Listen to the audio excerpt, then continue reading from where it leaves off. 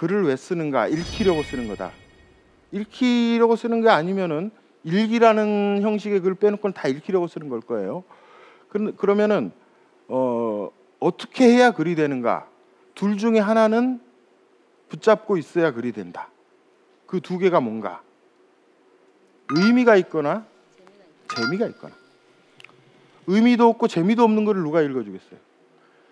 이게 두 개를 절묘하게 비벼서 잘 글 하나에 잘 담으면 정말 좋겠죠. 의미도 있는데 재미도 있는 글, 이게 최고겠죠. 근데 이 둘 다 붙들기 힘들면은 이 둘 중에 하나라도 잡아야 한다. 의미가 있거나 재미가 있거나. 근데 이게 사람들이 의미 O, 재미 O로 좋아하느냐? 또 그렇진 않아요.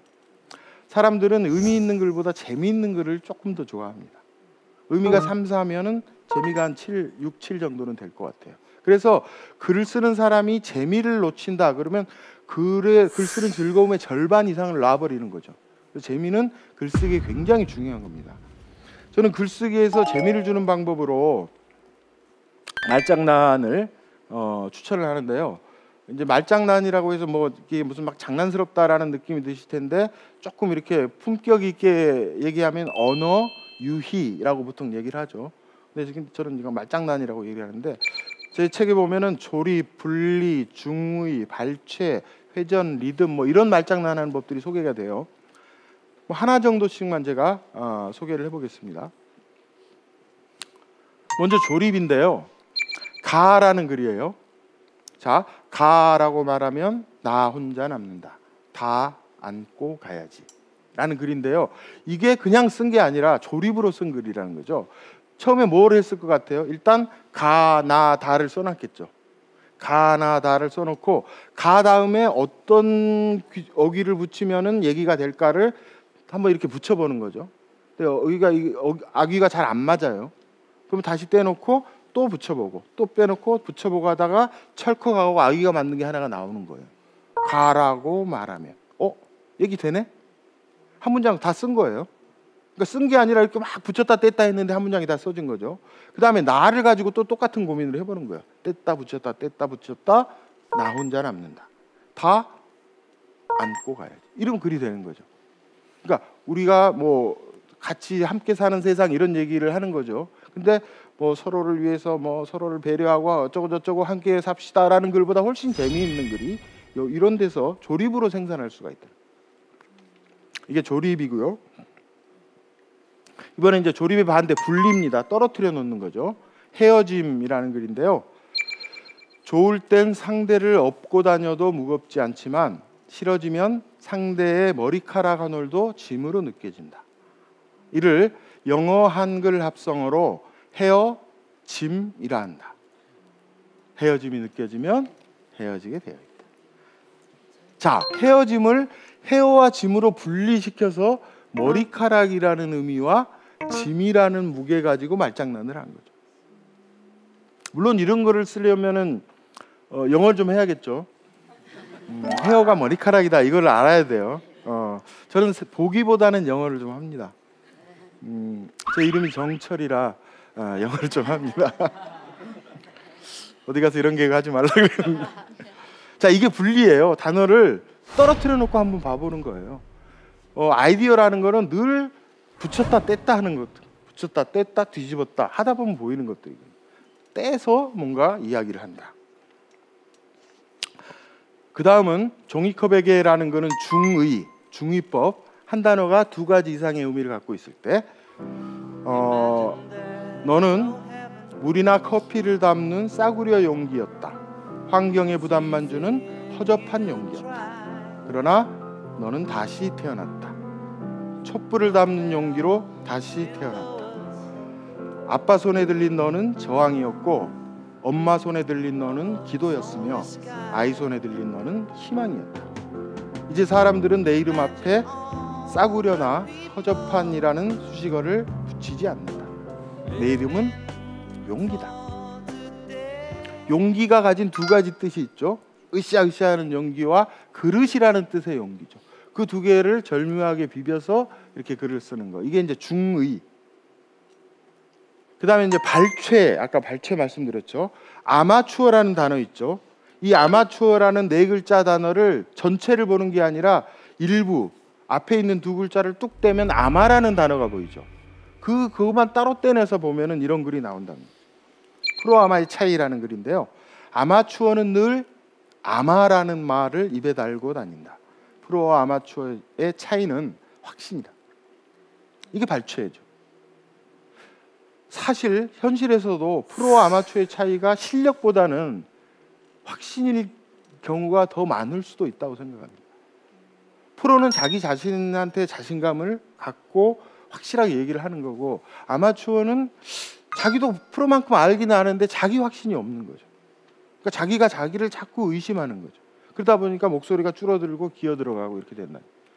그래서 오히려 실력 이상으로 중요한 게 자기 확신도 중요하다라고 생각합니다. 그 다음에 이건 리듬. 어제도, 오늘도, 내일도, 강원도. 세 글자, 세 글자, 세 글자, 세 글자. 도. 이거는 강원도지사 후보로 출마하신 모 후보한테 슬로건으로 썼던 건데요. 이런 것들이 이제 재미잖아요, 그죠? 리듬으로 재미를 주는 거예요. 동영상을 하나 보고 지나갈 텐데요. 아주 짧은 동영상인데 이것도 그냥 보지 마시고 각자 자기 자신한테 한번 질문을 해보는 거예요. 내 인생에서 가장 소중한 단어는 뭔가? 라고 내가 나한테 질문을 하면서 혹은 그 질문에 대답을 하면서 이 영상을 한번 봐주시기 바랍니다.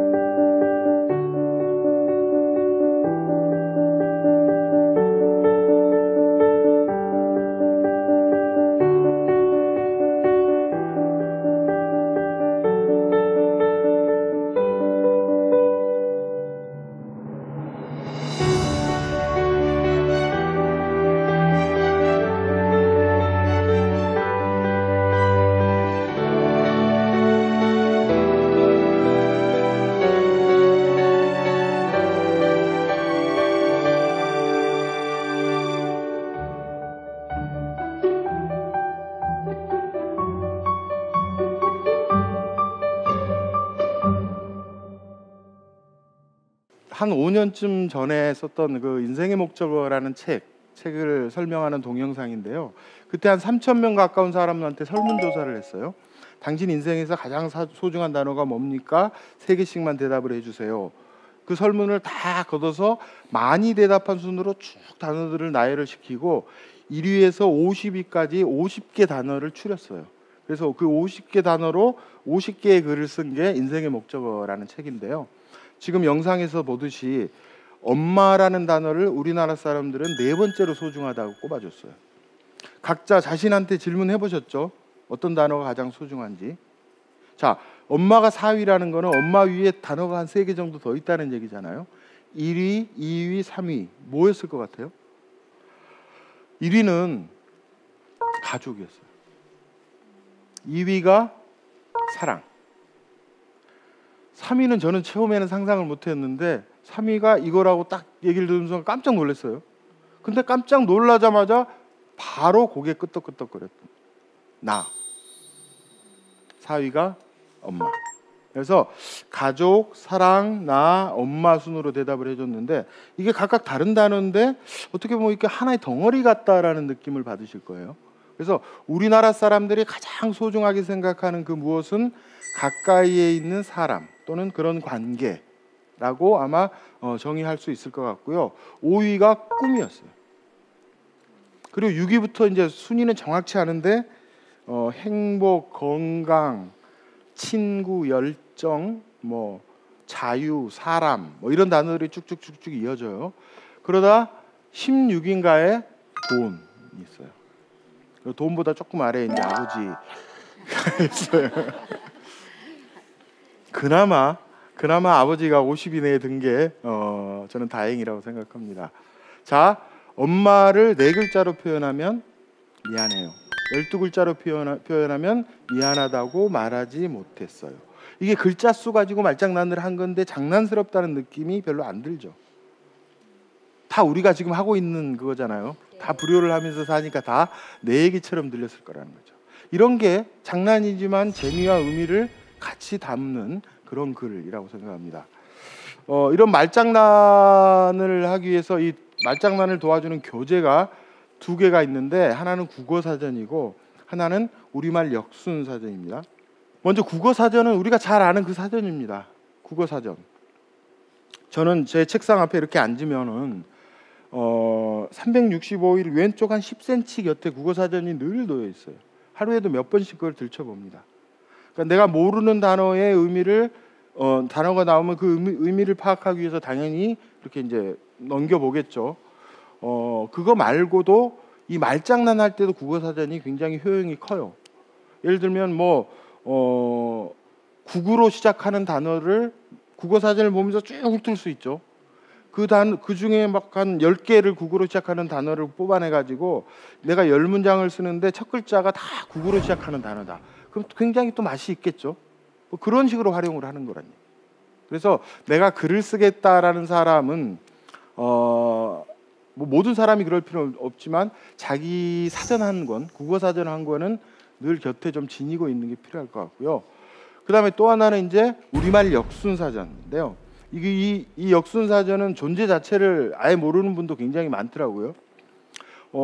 이게 국어 사전보다 말장난하는 데는 훨씬 더 큰 기능을 합니다. 훨씬 더 효과적이에요. 자, 국어 사전이 어떤 단어의 첫 글자를 살펴서 가나다 순으로 쭉 배우려는 책이잖아요. 역순 사전은 뭐냐? 모든 단어의 마지막 글자를 살펴서 가나다 순으로 배우려는 책이에요. 그러니까 뭐뭐로 끝나는 말을 한꺼번에 내가 찾는데 굉장히 도움을 많이 주겠죠. 예를 들면 내가 대학교 카피를 쓴다. 예를 들면 당국대학교 카피를 쓴다고 쳐봐요. 그러면 나는 쓰고 싶은 게 당국대는 뭐뭐대 이렇게 쓰고 싶어요. 세 글자 대 하면 리듬이 굉장히 맞겠죠. 당국대는 뭐뭐대 이렇게 쓰고 싶은데 이걸 한 5세트 정도 내가 만들고 싶다. 그럼 어떻게 해야 돼요? 생각을 해야겠죠. 대로 끝나는 3음절짜리 단어가 뭐가 있지? 막 생각을 해요. 막 생각을 하다가 그래 하면서 하나 써요. 단국대는 지렛대 이렇게 쓸 수가 있겠죠. 나를 이렇게 들어서 올려주니까. 그리고 또 이제 고민을 해야겠죠. 한참 고민하다가 또 하나 생각이 났어요. 당국대는 기상대, 내 미래를 알려주니까. 이렇게 이제 쓰는 거죠. 근데 3개를 더 써야 되는데 이제 생각이 안 날 수가 있겠죠. 더 절묘한 게 있을 수도 있는데 내가 떠올리지 못할 수가 있다니. 단두대 뭐 이런 것만 자꾸 떠올리면 이걸 쓸 수도 없고 그렇잖아요, 그죠? 근데 역순사전 들어가서 대 찾아보면은 쭉 나온 것 중에 3음절짜리 대로 끝나는 거를 쭉 찾아서 이 중에서 그냥 고르면 되는 거예요, 내 입만. 생각이 안 나는 거를 끄집어내게 해줄 수도 있고 빠뜨리는 게 하나도 없게 만들어 줄 수가 있다라는 거예요. 굉장히 쉽게 말장난을 할 수 있다. 이 랩 가사 같은 거 쓸 때도 이 라인 맞추는 데도 굉장히 역순사전이 도움을 많이 준다고 합니다. 결론은 뭐냐? 당신이 쓰는 모든 글이 카피다. 저는 직업 카피라이터니까 카피를 써서 돈을 버는 사람이니까 그렇지만 그러면 직업 카피라이터가 아닌 사람은 다 그냥 뭐 카피랑 상관이 없는가? 그게 아니란 얘기죠. 직업 카피라이터는 아닐지라도 생활 카피라이터는 될 수가 있다. 내가 내 자동차 뒤에 남들이 초보 운전이라고 붙이고 다니는 그 종이에 어떤 카피를 쓸까를 한번 고민을 해볼 수도 있겠죠. 아주 신선한 카피를 쓸 수도 있겠죠. 아까 청첩장 같은 거 이런 것들은 누구나 할 수 있는 생활 속에서 생활이 덜 지루하고 덜 진부하게 만드는데 이런 카피들도 도움을 줄 것이다. 그래서 나는 직업 카피라이터는 아니지만 생활 카피라이터다라는 생각으로 카피에 관심을 가져보시기 바랍니다.